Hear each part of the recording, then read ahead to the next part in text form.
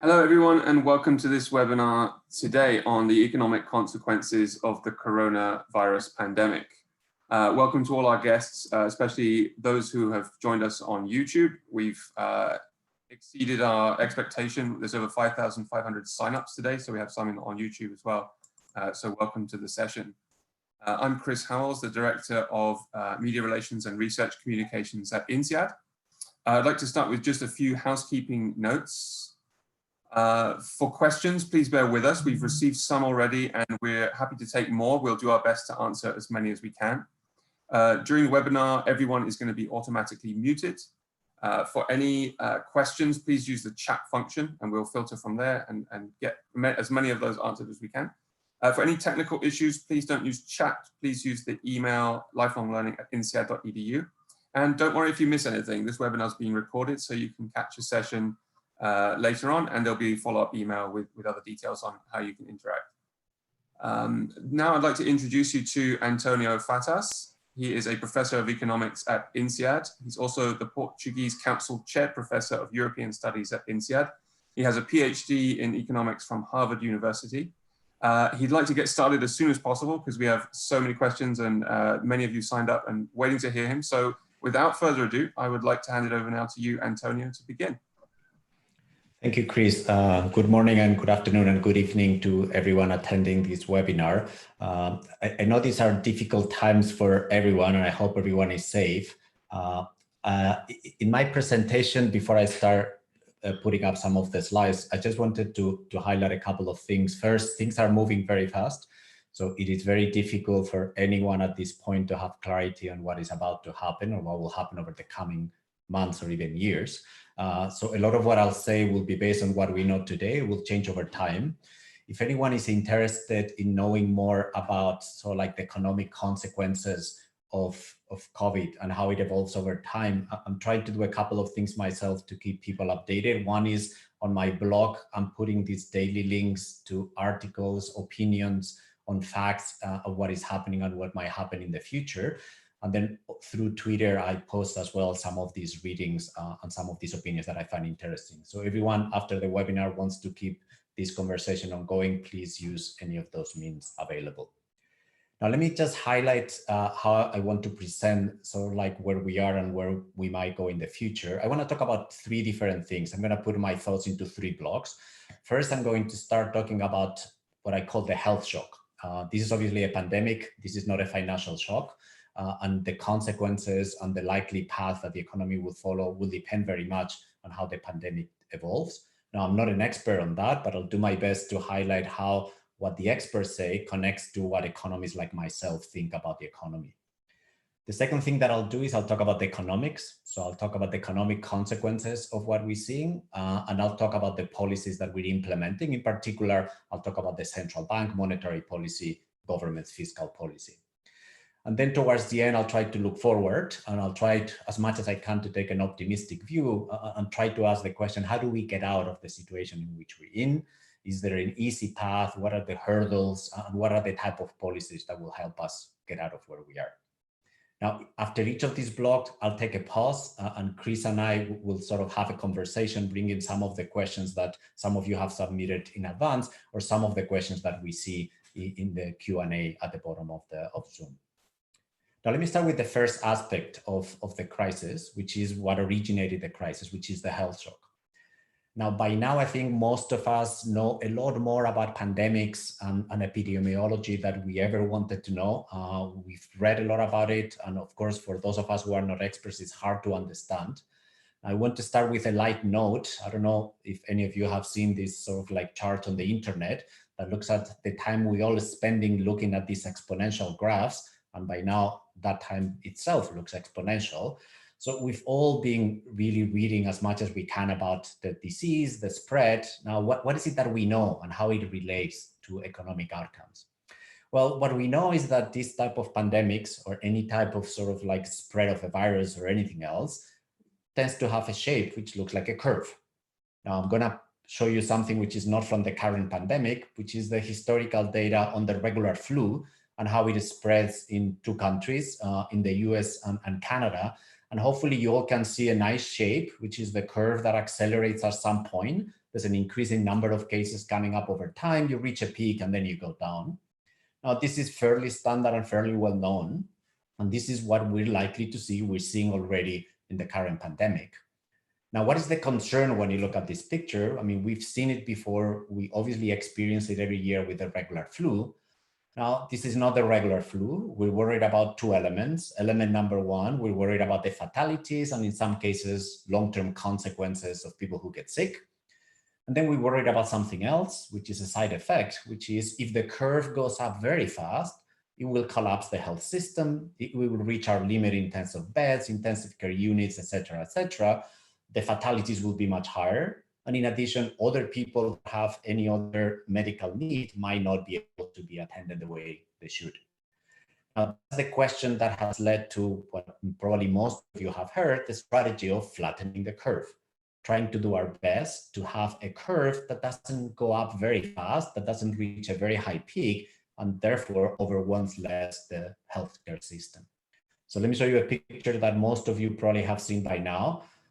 This is sort of like two scenarios. The red one is if we don't do anything. So we're going to have a curve that is going to go up really fast at the beginning of the episode, and it's going to reach a peak that is it's going to be overwhelming for our healthcare facilities. So the sort of horizontal line here that says healthcare system capacity. If we go over that level, it means that at some point we're going to hit our limits. And of course, we're going to see more fatalities, more of a chaotic environment in the healthcare system, and consequences on the economy and everything else. So the goal today is to make that red line look more like the gray one, to find a way to spread the virus less at a speed which is lower, and we don't reach the same number of people infected in such a short period of time. Now, I think this is obviously an approach that I think any country that I can think of follows today, and this is the approach that scientists will advise. Now, despite the agreement, there's a million unknowns. And here is where, even if you ask experts, they have sort of like forecasts of what that curve will look like that look very different. I'm highlighting here some of the unknowns. I'll highlight a few more in a second, but it's a question of how easy it is to get infected, what the scientists call R0. So like how many people an infected person infects. And depending on that number, the crisis is going to spread very fast or not. Then there's a question of how our daily interactions change that spread. What if we don't get close to each other? What if we wear masks? What if we don't go to work at the same time? Can we reduce the spread? And then there's fundamental questions about how many people end up sick enough to end up in a hospital, in an ICU. And at the end of the day, of course, one of the biggest losses is in terms of fatalities, how many people might die out of this disease. Now, what do we know? We have some facts, but we have a set of facts which are incomplete. We all understand that our healthcare infrastructure is limited. That's the first fact. This is a chart that looks at the number of critical care beds per 100,000% of the population. On average, I'm choosing Europe as an example, but we could look at other countries as well. On average, the number is around 12 beds per 100,000 people, with a lot of variations. A country like Germany, which is close to 30, a country like Portugal, which is close to 4. So we understand these limits, and we understand that it's very difficult to change these limits fast. We also can look at the data. We all have been looking at these pictures. I'll borrow a few from the Financial Times that does a very good job of summarizing the situation. This is the number of sort of like infections over time in different countries. And you can see shapes that starts looking like that curve that I showed earlier. But of course, there's a lot of noise in this picture. Not every country is doing the same number of tests. Not every country has followed the same measures of containment. So there's a lot of heterogeneity. So we're still not sure what would be the path that we follow, and there's several scenarios. And then we have the tragic chart, which shows you the number of daily deaths, which also shows a typical or a similar sort of like curve pattern. And we have, again, some countries that have already reduced those numbers dramatically. China is the one that is ahead of everyone else, and many countries which are trying to bend its curve. So we have a few facts, but we have lots of unknowns when you look at those facts. For example, the most fundamental one that many of us have been wondering from the beginning is how many people die from the disease. At the end of the day, that's the biggest concerns, or one of the biggest concerns that we all have. What is the death rate if someone catches the infection? Now, we don't know much about it, and we don't know much about it because we don't know how many people have gotten the infection. The amount of tests is limited. And even the quality of those tests is being very much challenged by studies that have been done over time. Now, it could be that we find, and we'll find this only years later, the fatality rates are a lot lower. And maybe our reaction today is a little bit too strong because the fatality rates might be smaller, but it could also be that it's the other way around. The fatality rates are a lot higher than what we think. Now, let me give you a perspective on this, a quick perspective showing you a few more charts. Now, this is a chart that tries to ignore the question of testing. We don't look at how many people have tested positive or negative. We look at fatalities as a percentage of the population. So if you look at the headline, it says confirmed deaths as per million people in a country. Now, these pictures look scary, look worrisome, because you see these lines that are still trending upwards in most countries. And the numbers start looking very large. Now, they're not the same everywhere. They're not the same everywhere because some countries started earlier, so the spread will continue farther in some countries, but also because the conditions might be different, because the spread was stronger, so many more people got infected, or maybe there's some issues with the limits of the healthcare system. So if you do a quick comparison, you have a country like France, which is around 120 fatalities per million people, and you have countries at the bottom like South Korea or Singapore, or even Germany or the US with much smaller numbers. France is not the country with the highest number. The countries with the highest number happen to be Spain and Italy. So if I add them to this graph, I have to change the scale because the number of France was about 120. Spain and Italy are a much higher level, which is 250. Now, these are really large numbers already. And the evidence that we're accumulating in particular over the last days is that these numbers might be underestimating the true number of fatalities. Why is that? Because many people don't get tested. In particular, old people who never make it to a hospital, they then don't get qualified as death caused by COVID. So the more we look into the numbers, the more we get a sense that these numbers underestimate the true extent of the spread. I'll give you an anecdote, a tragic anecdote from a city in Italy, Bergamo. If you look at the blue columns that go from 2015 to 2019, those are the typical deaths in this city in a normal month in March in the previous years. Now, the black column that you see at the end tells you how many people died in March this year. Now, as you can see, the number of excess deaths is really, really high, from numbers which are somewhere around maybe 200, 250 to numbers which are closer to 800. Now, that's a factor which is much, much bigger than what the previous chart that I've showed you includes. So what I want to highlight here, and I want to move away from some of these tragic numbers, is that there's a lot of unknowns. We still don't know what this pandemic will look like at the end, and we'll have to go back and understand all these numbers better. But it is clear that this is a tragedy in some countries and something needs to be done. This is not just a regular flu or anything else that we've seen before. Now, there's some optimistic views when you look at that slide that says, well, maybe fatalities are very high because everyone is getting it. So everyone is already getting the disease, and we're going to go into a world of what we call herd immunity. So many of us have gone through it. We didn't notice, we didn't have the symptoms. So that means that as months pass and we realize that's the case, we can go back to normal. We can bring the economy back to normal much faster. Now, there's a lot of debate about this. What is the extent to which people have gotten infected and how many of these people don't even realize and have never been tested? And there's some evidence which sort of contradicts a little bit each other. There's some evidence that looked at NBA players in the US in the early weeks of the spread in the US. They were tested, many of them were tested without symptoms, and there was a surprising number of them, not very high, but surprising still, that had already the infection. So that led people to believe that the infection was running wild across everyone. Now, there's more data that says exactly the opposite. If you look at Iceland, Iceland is a country that is testing a large number of people in the population, and they still find that the spread of the virus is quite contained. Now, other data are started looking more like Iceland, where the idea that we are acquiring herd immunity as we speak, I think at this point, it doesn't seem to be validated by the data. Maybe there's going to be different tests in the future that are going to give us a different message. And that means that we still have to keep very, very close eye on all these numbers because we're not ready to lift the gates and have a further spread going forward. Now, there's a million other questions that I don't have the time to address. Can asymptotic cases be contagious? How contagious? Are recovered patients immune? For how long? What is the counterfactual to what we're doing? We see all these lines. What if we stop what we're doing? What would the lines look like? There's lots of unknowns. My summary of all these unknowns is, given what we know today, this is still an emergency, and we're going to have to be very, very careful about lifting any of the decisions we've made to protect from the spread. Now, what were the decisions we made to protect from the spread? We went into a lockdown mode across many of the countries where you all see it. The possibility of moving, the possibility of visiting others, the possibility of having meetings is greatly reduced. And what we're trying to do is just making sure that we stop contagion. We're just trying to reduce the speed at which the curve is going up, with the idea that if we flatten it, we'll go to a world where fatalities will be reduced and hospitals will be under less pressure.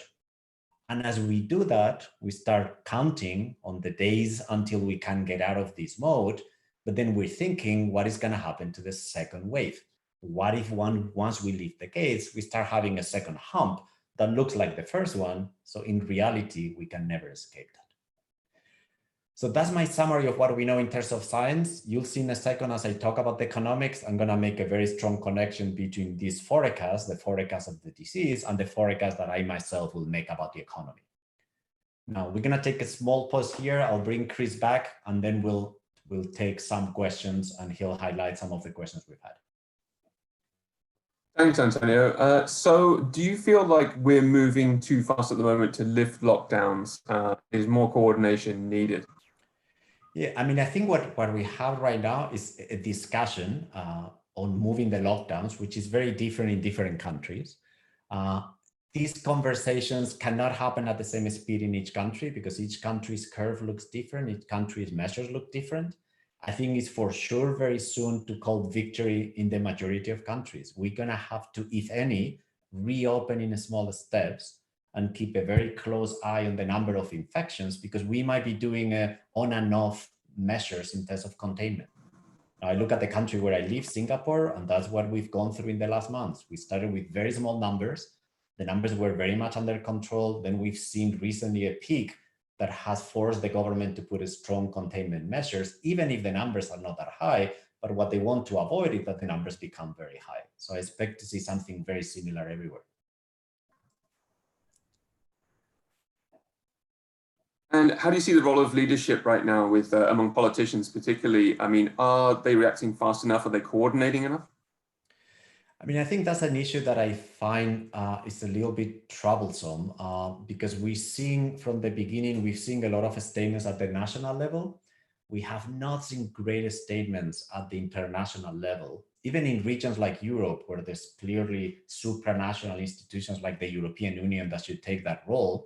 We have seen each country scrambling to get the same medical supplies, to get the same number of ventilators, and even fighting with each other to see who can get them faster. Now, things have improved a little bit, but I think we still have a situation. This is a global pandemic. This is not a national pandemic, where coordination across the world will make whatever steps are necessary faster and more efficient. And there's one question here from the audience. Do you think in a couple of years we will look back and judge that the cure of corona was worse than the disease itself? Again, I don't think so. I think, again, it's a guess at this point. I think there was no alternative to what we've done. I think we face lots of alternatives going forward, and I'll talk about them in a second. But I think given how much out of control those curves were, in particular in some countries, and how the countries that were following were exactly following the same path, I think that was the situation that had to be stopped. Now, once we stop it, once we control it, I think we face some choices. But I doubt we're going to say that we overreacted when we decided to do some of these measures. Great. Thank you, Antonio. I'll let you get on with the next segment. We've got a lot of questions coming in, which I think relate to the next part, and perhaps we can follow up with some of those questions after the next segment. Okay, great. Thanks, Chris. Now, let me talk about the economic side of it. So we start where we left it. We have a situation that from a health point of view, we have decided to put the economy in a situation, or the society in a situation of a lockdown. Now, what is the outcome of that? Now, the outcome of that is obvious. If none of us can go to work, economic activity stops. It doesn't stop for everyone. It doesn't stop to 100%, but it stops in a way which is dramatic. Now, what do we see when we look at the data? This is not a normal shock. This is the fastest GDP fall ever. The way GDP is falling is just dramatic. Now, be careful how you read the numbers. Some people sometimes report quarterly numbers annualized. So then they say the US economy is sort of like going down at a rate of minus 30%. That's not a very useful number. The true quarter-to-quarter number is about minus 8%, which is a massive number. But still, in terms of speed, this is the fastest GDP fall ever. Now, let me show you some pictures that some of you might have seen before. It all started in China. This is manufacturing conditions in China in the month of February. So obviously, if you look at the right-hand side of this picture, you see this massive line falling very, very fast to levels that we had not seen before in 2008. So very fast speed and to a depth, which is really, really concerning. If I look at the US, if we look at unemployment claims by week, the last 2 weeks, we've seen a number of unemployment claims that is off the charts. I mean, those are numbers, if you go back in time, if you look at 2008 or any of the previous recessions, we've never seen anything like this. If you look at Europe, if you look at, this is one of those indicators, which is a leading indicator of GDP, which is the PMI indicator. So it's the green line. If you look at the composite indicator, which is both manufacturing and services, is dropping in March faster than it ever dropped in 2008. So we're seeing a drop in the economy, regardless of which country you look at, which is as fast as we've ever seen before. Now, let me now bring an argument which says this is true. At the same time, this is not a normal recession. We closed the economy. I told you not to go to work. We understand why GDP is so low.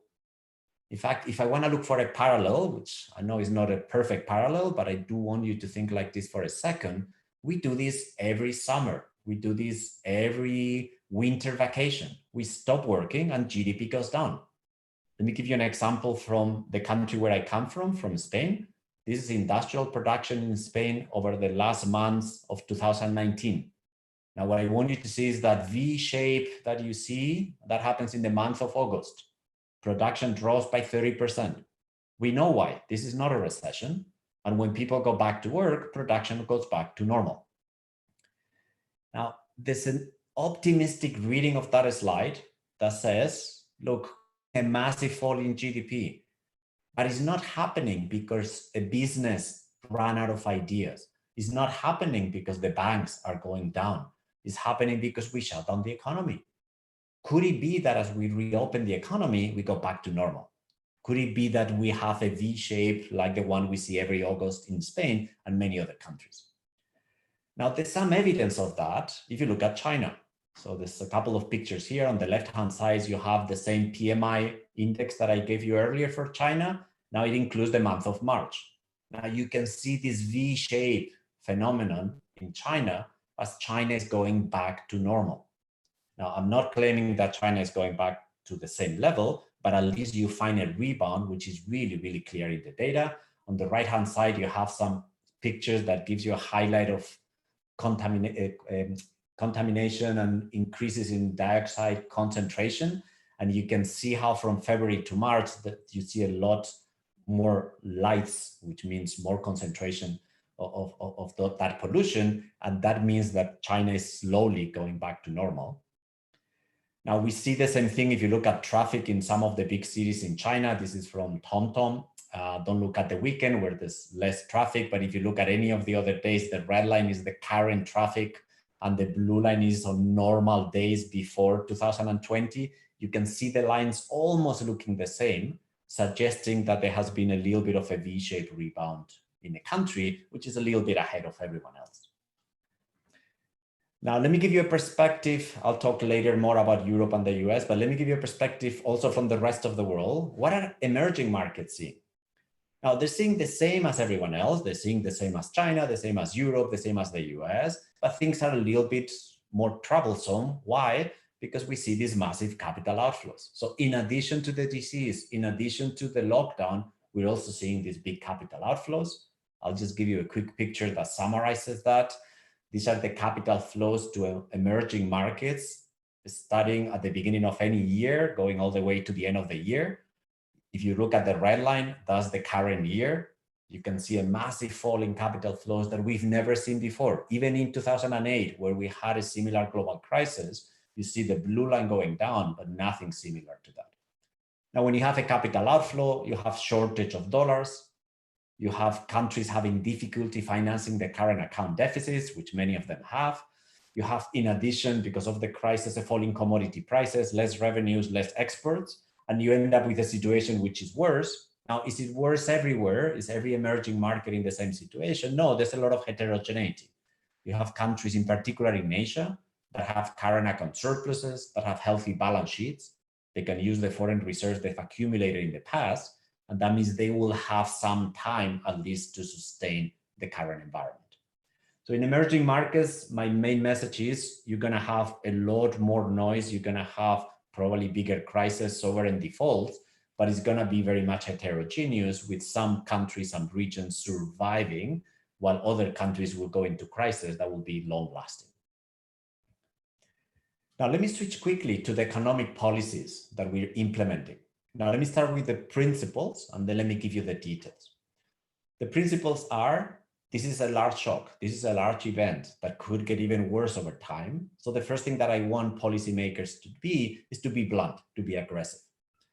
Second, this is not your regular shock. We're shutting down the economy. We want the economy to be ready to go back as fast as possible when we reopen it. So you want to do whatever you can to keep the economy alive while it's in coma. You want to, for example, protect workers' contracts. In an ideal world, I'm going to keep the association between the worker and the company. The government will pay the salary. That's better than having the worker being unemployed, losing the contact with the company, because once we go back to normal, as long as the worker still works for the company, the rebound is likely to be faster than if you have to rehire the whole labor force. Same for companies. You want companies to stay alive. You don't want them to go bankrupt. So we're talking about protecting their cash flow. We're talking about credit, anything that keeps the economy alive until we can go back to business will be the right policy at this point.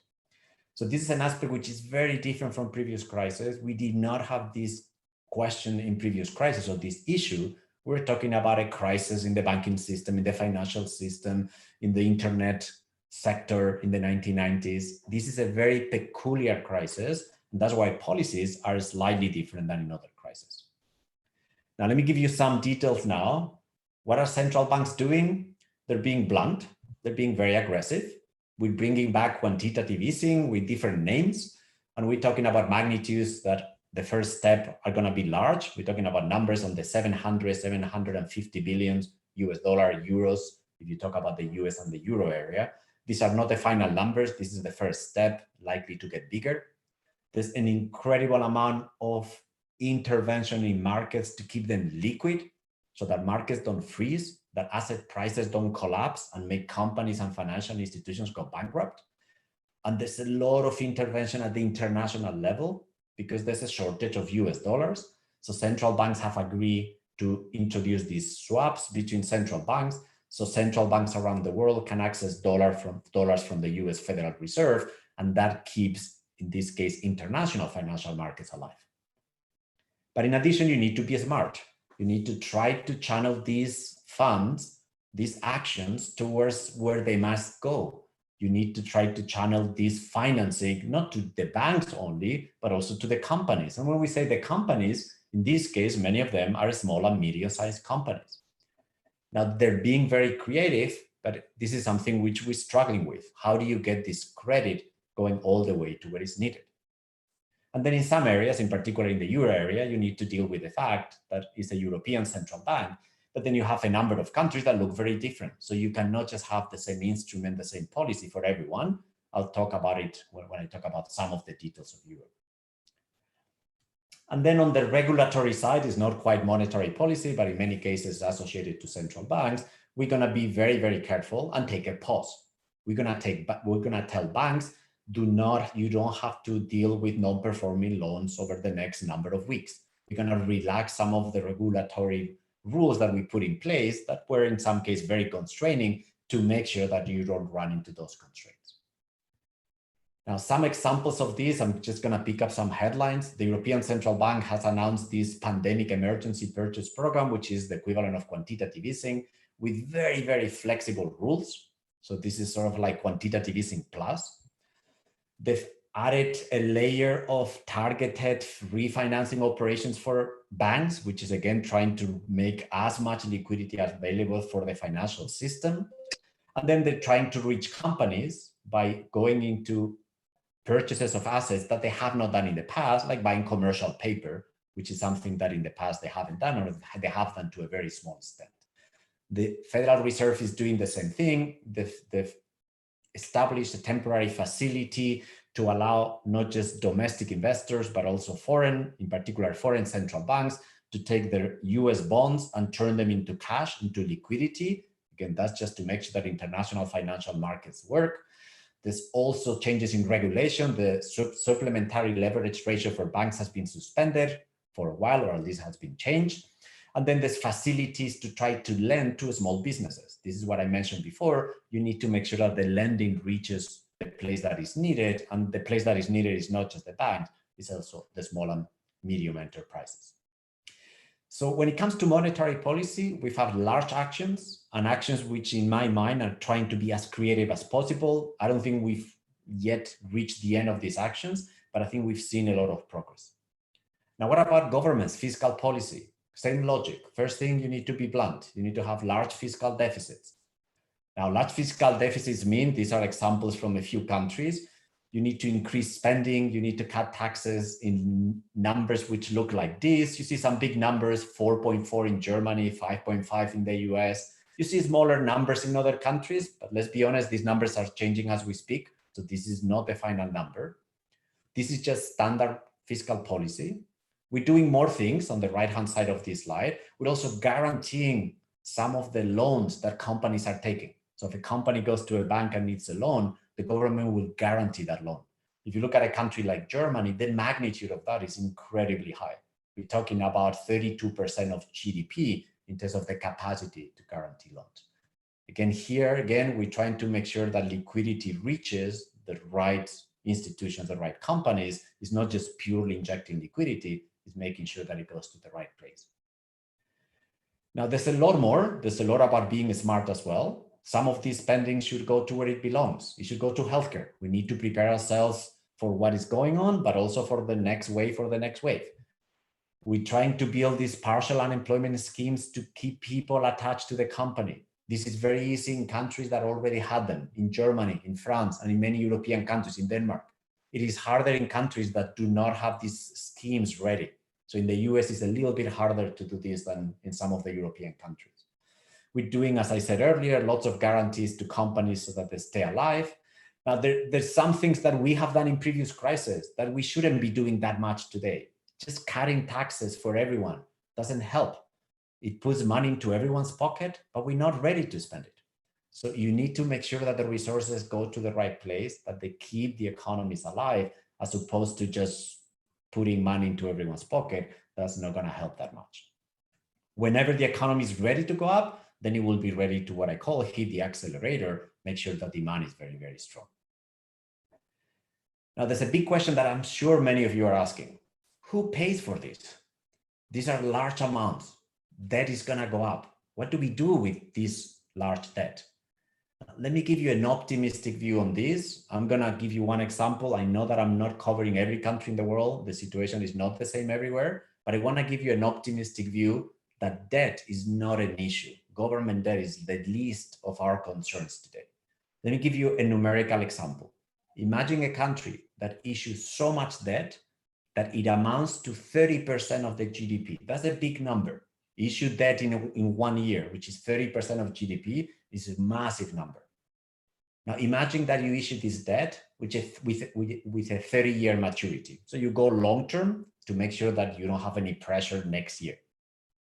Now, what is the interest rate burden every year that you need to pay to keep this debt alive? Now, the answer, I'm going to tell you how I got these numbers, is 0.02% of GDP. That's not a big number. These are the interest payments that you do every year. Now, in 30 years, you're going to have to deal with it if you want, or you're going to roll over that debt. But the good thing is, because GDP is going to grow in the next 30 years, the debt to GDP ratio of that new issue debt is not going to be 30, it's going to be down to 15%. Now, how did I come up with these numbers? I made some assumptions. I assumed that the economy is going to grow over the next 30 years in nominal terms, that includes inflation, at a rate of 2.5. Now, that's a very low number. Most central banks, including the European Central Bank, the US Central Bank, the Bank of England, and many others around the world, are already shooting for 2% inflation. So I'm not putting a lot of inflation here, and I'm putting very little growth. I'm being really pessimistic about growth. Now, where do I get the interest rate from? From anywhere. You just can check. Germany today can borrow at a rate of 0.089%. So if you use those two numbers, you can get the magnitudes I'm giving you here. Now, some of you might say, wait, but not every country has the same interest rate. Correct. So countries that have higher interest rate will have a bigger burden. And we have to do the math and see whether this is a big burden or not. That's going to depend a lot by country. Now, when you look at Europe, it's a very interesting situation. I'm putting here a recent article that I wrote together with other European economists, because we have European institutions. In particular, we have something which is called the European Stability Mechanism that could potentially provide funding for all countries in Europe at interest rates which are as low as the number I gave you before. The problem is we need the political will to do that. The political will to say these are exceptional circumstances. We need to make sure that those low numbers apply to all countries, not just to one. Of course, that's not an easy question to deal with. We've struggled with this in the past in Europe, but a few of us and many others are arguing that these are exceptional times. We need to get it right this time. We need to ensure that there's no pressure on these governments, not next year, for the next 3 decades. Now, when it comes to other countries, not Europe, obviously there's nothing like the European Union to sort of try to get everyone nice low interest rates. There's the World Bank, there's the IMF that is going to step in. Now, here again, I'm putting 2 headlines from both of these institutions. They're taking actions already. Now, unfortunately, the number of emerging markets that will knock at the door of these 2 institutions is going to be large. So we might struggle with the issue. Do they have enough power to deal with everyone? The IMF just revealed that 90 countries have already asked the question, can we have some funding provided through a program? That's a number that we've never seen before. Good intentions, good policies, but the world is going to face the question, maybe we need to find more budget, a bigger budget to the IMF and the World Bank to deal with emerging markets. So that's my diagnosis of where we are today.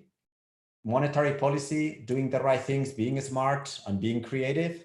Fiscal policy, being very blunt and doing their best as well to be creative. I do not worry about government debt at this point. And in particular, I don't worry if a country can ensure that interest rates remain low and can issue debt, which is long-term debt, which is not going to put any pressure in the short term. Now, I'm going to talk more about the economics as I look forward and I look at how we get out of here. But let me take a second pause here, take a few questions from Chris that he's been reading all your questions in the Q&A. Thanks, Antonio. Yeah, the questions are definitely pouring in, and I'd like to group a few of them together here. There's a lot coming in around what this means for the future of globalization and integration specifically. I mean, as you look at Europe, for example, there's now talks and debate about corona bonds and things like that. What do you think this means for the shape of, say, European integration, but also, globalization in general after this? I mean, I'm trying to be optimistic here. I'm hoping that in the context of Europe, we'll see a step in the right direction, which is a step to understand that we're all together in this.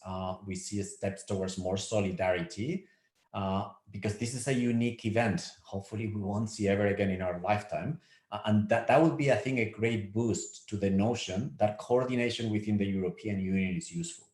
Because I think other countries will be missing that. Other countries might not have the same ability to coordinate with their neighbors or with people that they might benefit from. Now, at the world level, I think as we get out of where we are, there's a big question, which is, are we going to have to rewrite the rules of globalization? Are we going to have to stop all the travel we do? Are we going to have to stop all the dispersion of production facilities across the world? I think we're going to ask that question. I don't know what the answer will be. I think if the crisis ends up being shorter than what we think today, which crossing our fingers, I think it might be that we go back almost to normal. Now, if the crisis is spread over the fall and we spend months in a situation similar to today, I think we'll have a situation where it might be that we have to question some of the steps that we've taken towards hyper-globalization. And there's a lot of questions also on the speed of recovery and what you'd expect to see here in terms of, you talked earlier about the shape of China and how they've already started to come back to work. What is your take on how long it would take us to actually recover from this? I mean, I think what China has done is, I think, incredible, because we've seen that China has managed to recover from the crisis very, very fast. Of course, they're not done. So I would not say that they're done and that they're back to normal. But that V shape is very promising, because it means that we have a number of countries that could potentially do the same thing once they get to the same level. So I think that's the best that we can imagine. That would be a V-shaped scenario. But if we go beyond China and we look at other countries, that seems to be a very optimistic scenario for many of them, because there we have a situation where we don't see the end yet. We do not have any evidence of a V-shaped scenario. And my prediction, which might sound a little bit like a tautology, is the longer we stay in the current environment, the more this is going to look like a wide U. In other words, if we spend a few months in the current economic environment, there's no way to keep the economy alive anymore. You have to restart it from zero. And that means a very, very long recession and potentially a very deep recession. And what's your take on when economies reopen and the strategies they're going to take, the measures that are going to unfold? So we, in a social distancing world, potentially for a long time, as we try to keep that curve flattened, how's that going to play out with different sectors? So let me highlight some of these things in the next slides. I wanted to show a couple more slides on that, and then we'll go back to whatever other questions we have. So let me just highlight very quickly from a perspective of going back to normal, what needs to happen. Now, let me start with the health perspective, because we need to find a way to stop the spread. We need to bring this R number that the scientists talk about below 1, that we clearly see that the spread is going down. Now, some countries have done it. I have a picture here from Hong Kong, which started in February all the way to like almost today. You see this R number, which is how many people you infect when you are infected, going below 1. Now, we did it clearly below 1 to feel comfortable. But again, that's the progress that every country is doing, and every country will have to check this. We need to make sure that we're testing, making sure that we understand where we are at any point in time. We need to make sure that we understand who's gone through it. And if you've gone through this, you can go back to work as fast as you want. And we need to keep testing those who haven't to make sure that we don't spread more. I think we're going to have to keep a lot of the practices we started in many countries for a while, longer than what we would like, from mass to distance to no large gatherings. And then we need hopefully lots of coordination in terms of drug treatment, vaccine, and building capacity production in the healthcare sector to deal with whatever other wave we get. Now, this is the health part. You were asking about the economic side. Now, from the economic side, this is a little bit difficult, partly because we have not done this before. We have not shut down a whole economy and then restarted slowly, but we have a few hints on what to do. Now, some of us could continue working from home, because many of us could still work from home. There's some interesting studies that are coming out that up to 30% of the workers could potentially work from home with minimal disruption. Again, that will help us a lot if we continue this for a few more weeks, in some cases months. And then you open sectors slowly, because you need to make sure that you feel under control. Now, you're going to open those sectors which are economically more important faster. Obviously, food has never shut down in any country, because we need the food supply to continue. but there's lots of other sectors which are connected to others, which if you don't open them, you cannot open the others. So you have to have a good understanding of the supply chain, what economists call the input-output table, to understand which sectors open first. And you need to open sectors as well that are less likely to lead to spread. For example, if you open like big commercial malls where everyone is like close to each other shopping, that doesn't sound like a good idea to start with. And then we need to have a mentality which is okay to see infections. We need to have a mentality that brings back a sense of control. And as long as we feel in control, we can keep the strategy of opening the economy slowly. We might have to take a step back occasionally. We might have to raise some of these barriers to make sure that we feel under control. Now, what I'm saying is not easy. It requires changes in the way we work. It requires changes in the way we interact with each other.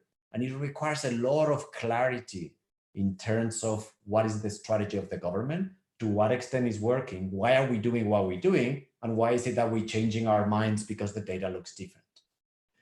So it is possible to do this, but it is challenging. And I hope in particular governments understand that and start thinking about this as soon as we can. Now, I'm going to put in front of you two scenarios. They're both a little bit extreme, one very optimistic, one very pessimistic. The optimistic one follows the conversation we had earlier. Look at China.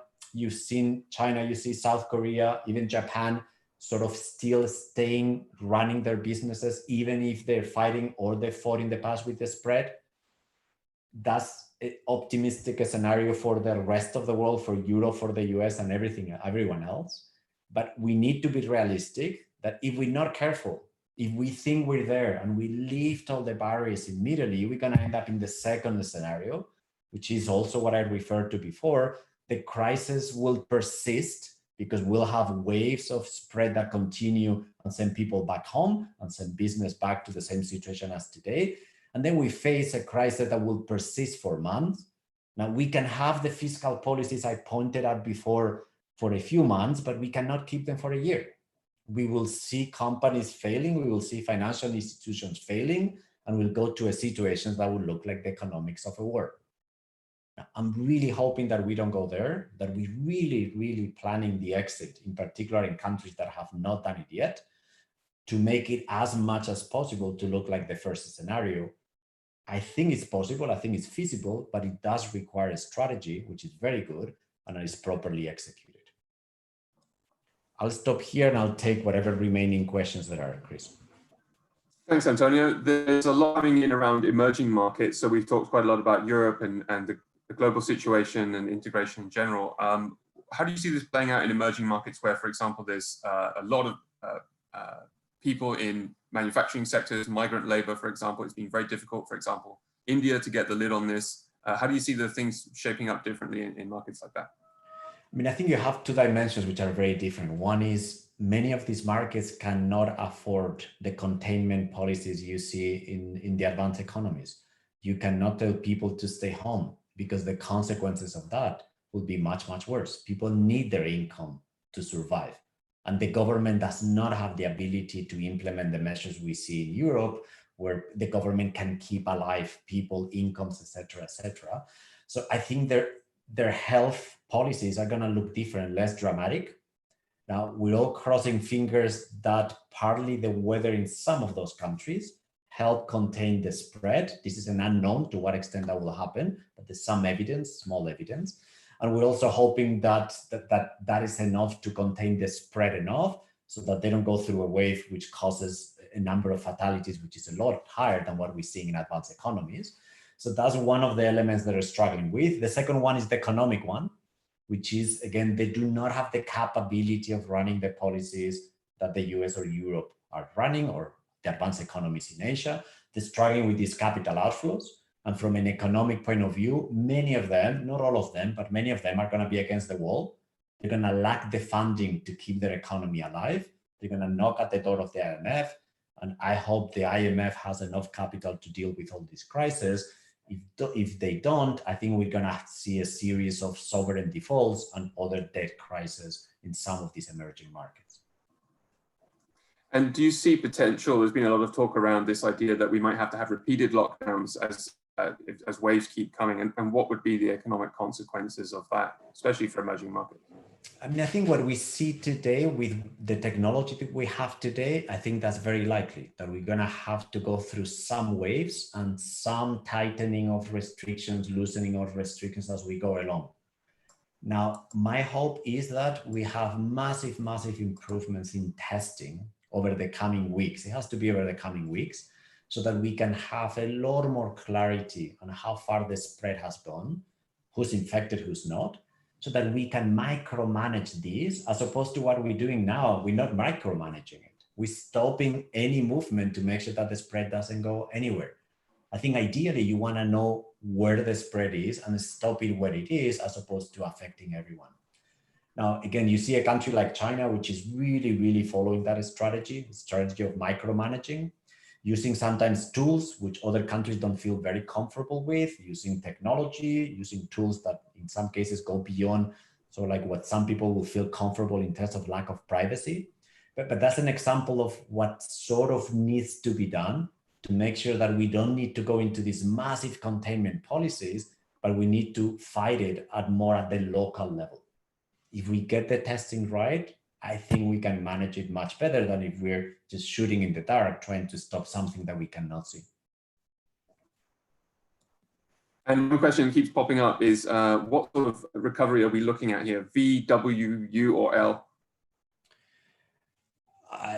The answer to that question depends on the day, the news that I read when I wake up in the morning. I'm still counting on that progress on testing.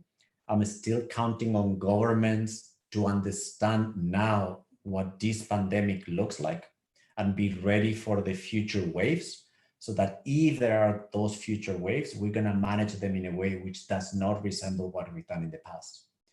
But I'm also very clear that this is a challenge. This is not easy. We need governments to be really good at what they're doing, communicating very well, that people accept the instructions that they're giving. And probably most of you have seen, this is not an easy task.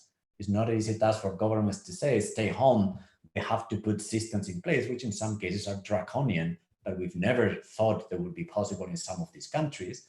So I think there's a window to get out with something that looks like a V shape. It could be a deep V, it could be a recession still, in some cases a deep recession, but it will have a shape of a V. But again, there's lots of challenges to governments, to testing technology, and to avoiding the future waves. And as you mentioned earlier, the governments are really stepping in here, IMF as well.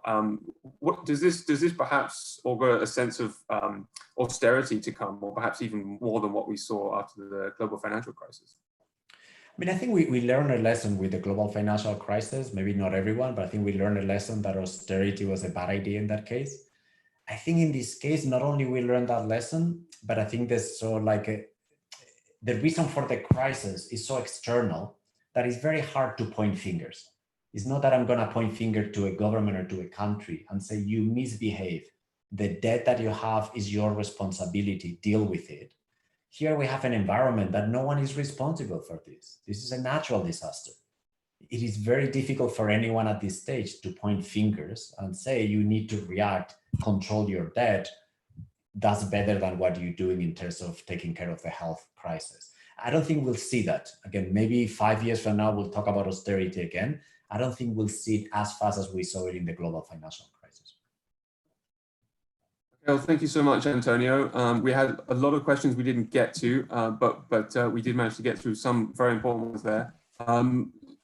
What we're going to do is come to a close now. Thank you everyone for your participation and all your engaging questions. There will be an opportunity to get some of these answered. I've been told we're going to post them on the INSEAD Lifelong Learning page on LinkedIn, so they can be discussed and debated. You can also find out more about lifelong learning at INSEAD at these websites, and also at our what INSEAD is doing in response to COVID-19, all of our expert contributions on that at insead.edu/COVID-19. We've also got the next webinar coming up next Tuesday, 14th. This will be with Panish Puranam on designing remote collaboration. So he's an expert in organization design. You'll also all get a survey on Qualtrics just after this.